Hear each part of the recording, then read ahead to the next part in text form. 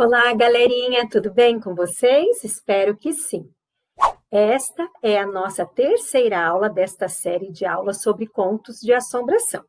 O objetivo dessas aulas é que vocês tenham um pouco de experiência com este tipo de conto, para que vocês tenham contato com este tipo de texto, apreciem algumas histórias, compreendam como um conto de assombração deve ser escrito a partir do estudo do seu enredo e que no final você consiga escrever um conto de assombração de sua autoria.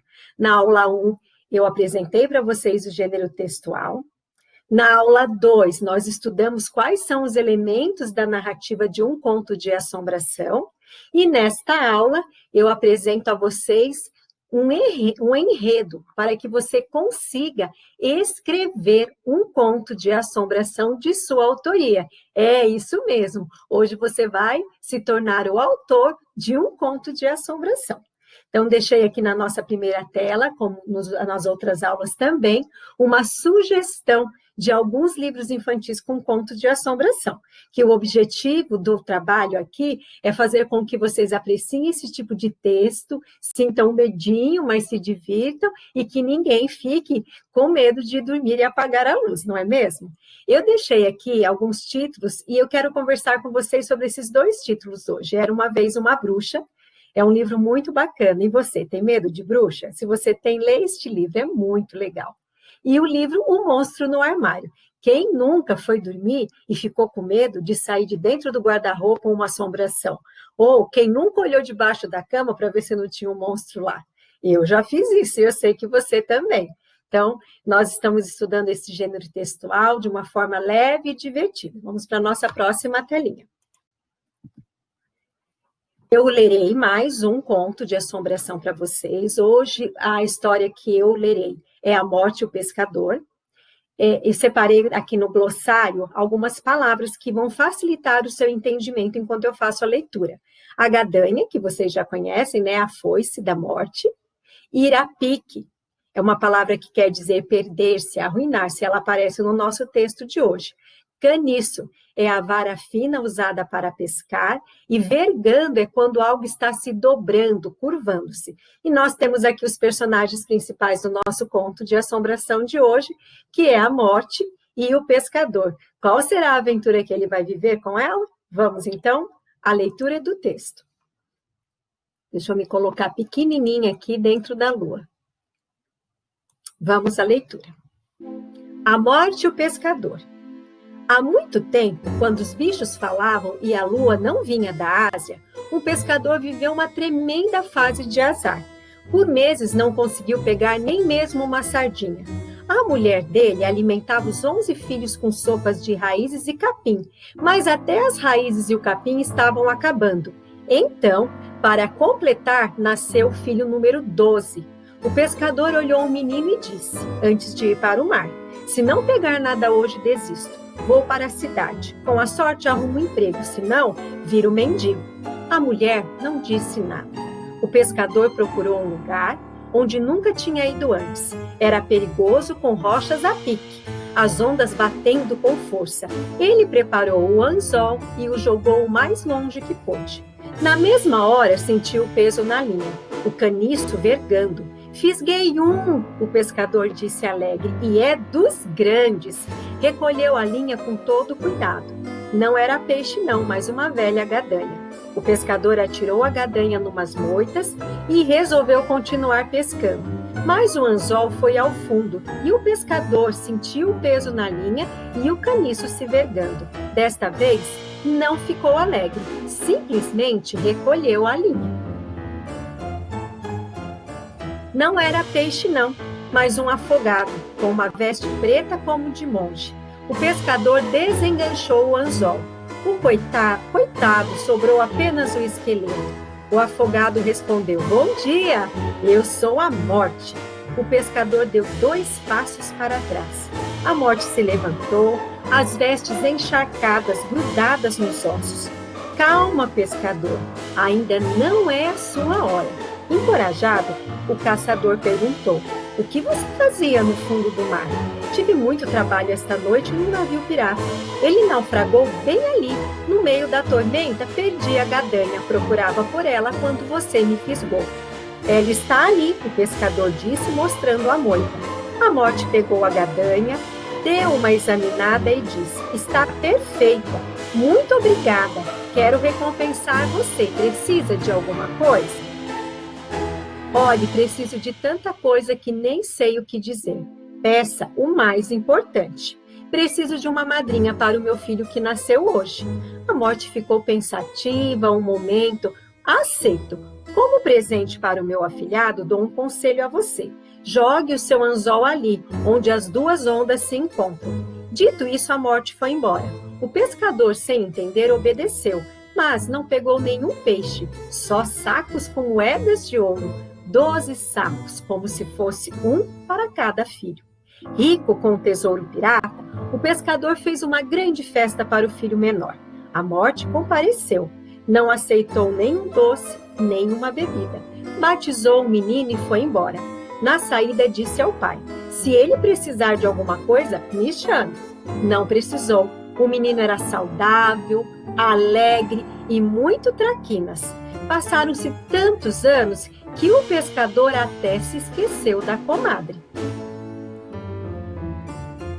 Uma tarde, passeando pela praia, viu alguém sobre uma duna, as vestes pretas abanando ao vento.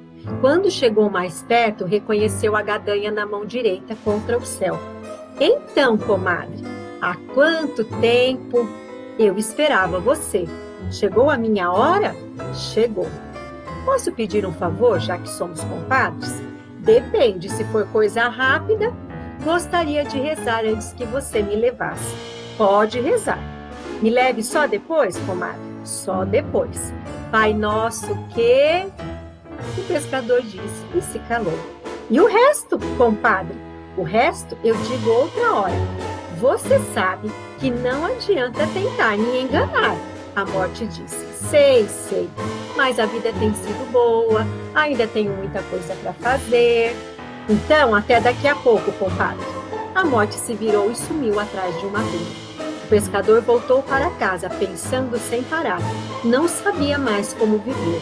Fazia tudo o que lhe desse na cabeça ou continuava do mesmo jeito? Devia retardar sua morte por 1 ano, 10, por 10 ou 100. Estava tão distraído que tropeçou num morto na praia. Pobre homem, o pescador disse, morreu afogado. E sem se dar conta, rezou por ele. Quando disse a última palavra, o morto se levantou. Era a morte. Vamos, compadre! E aí, gostaram da história? Muito legal, né?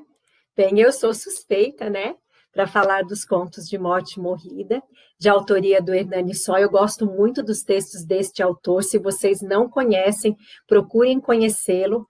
Às vezes ele não é muito propagado na mídia, mas ele tem histórias incríveis. Este é apenas um conto que eu li de 10 contos que tem neste livro.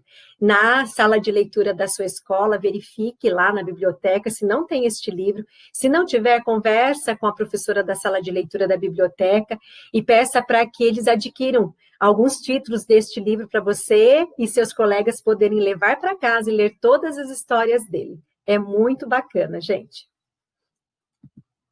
Então, vamos à atividade da aula de hoje? Hoje vocês vão escrever um conto de sua autoria, um conto de assombração. Eu faço a sugestão que seja um conto de morte morrida, mas você pode fazer outro. Para fazer a atividade, eu dividi ela em 3 partes. Você vai preencher o roteiro, que eu apresento na próxima tela. Depois que você preencher o roteiro, você vai fazer o rascunho da sua história. Aí você apaga, complementa, corrige erro ortográfico, vê se fez as concordâncias nominais e verbais corretamente. Só por último você vai passar a limpo, com uma letra bem bonita, e vai fazer um desenho que combine com a sua história, igual essas ilustrações que eu escolhi para esse texto que eu li. Vamos ao roteiro? Então, o roteiro, ele tem 7 passos, tá? Que vão ajudar vocês a recuperar o que vocês aprenderam na aula 2. Então, primeira coisa, você vai... Primeiro, escolhe o personagem que vai contracenar com a morte. Pode ser alguém que você gosta muito, um colega que você quer brincar com ele, né? Fazendo essa história. Pode ser o seu personagem de desenho animal favorito, o seu personagem do videogame, né? Lá com as minhas crianças, houve um ano em que eu fiz contos de morte e morrida e os professores da classe. Então, as crianças escolheram os professores da classe, criaram o conto e depois nós fizemos um dia de leitura destes contos. Foi muito bacana. Então, você pode escolher a sua professora, ou você pode escolher alguém da sua família, fica livre, escolhe alguém que você gosta bastante. Número 2, você vai escolher o título do seu conto. E 3, você vai definir a situação inicial.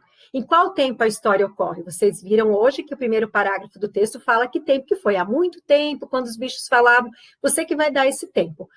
Letra B, qual que é o lugar que essa história acontece? Por exemplo, a nossa história hoje acontece na praia, né? E letra C, apresente os personagens. Escreva um pouquinho sobre a morte e o seu personagem que você escolheu aí. Então, essa é a parte 1 da narrativa de um conto de assombração, apresentação inicial.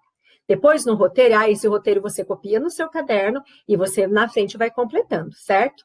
Depois, nós vamos aqui para a questão 4, conflito ou complicação. O que acontece na sua história que vai mudar a situação inicial desse seu personagem, né? Então, a complicação, ele vai encontrar morte em alguma situação? Próximo passo, você vai escrever qual a negociação que seu personagem fez com a morte, se você estiver escrevendo um conto de morte morrida. Se você estiver escrevendo um conto de assombração sem ser de morte morrida, você também pode pôr a negociação. A próxima parte, que é o clímax, que também faz parte do enredo de um conto de assombração. O seu personagem, ele fez um combinado com a morte, não fez? Vai chegar o dia dele cumprir esse combinado e ele vai tentar enganar a morte. Esse é o clímax, é o ponto alto do seu texto. E, por último, o passo 7, que é o final dessa história. Como é o desfecho dessa história? Então, você vai fazer situação inicial com o local que acontece, tempo e os personagens, o conflito e a complicação, quando esse personagem dá de cara com a morte ou com outra assombração, se você escolheu fazer outra, que negociação que ele faz com esse ser assombroso, na hora de cumprir a negociação, né? Que é o quarto passo aí. Ele vai tentar fugir desse acordo. É o clímax. E, por último, o desfecho. Faça com capricho, seja criativo e divirta-se. Você também pode ser um pequeno escritor. Um beijo de todas as pros, um beijo meu e até o nosso próximo vídeo. Tchau, crianças!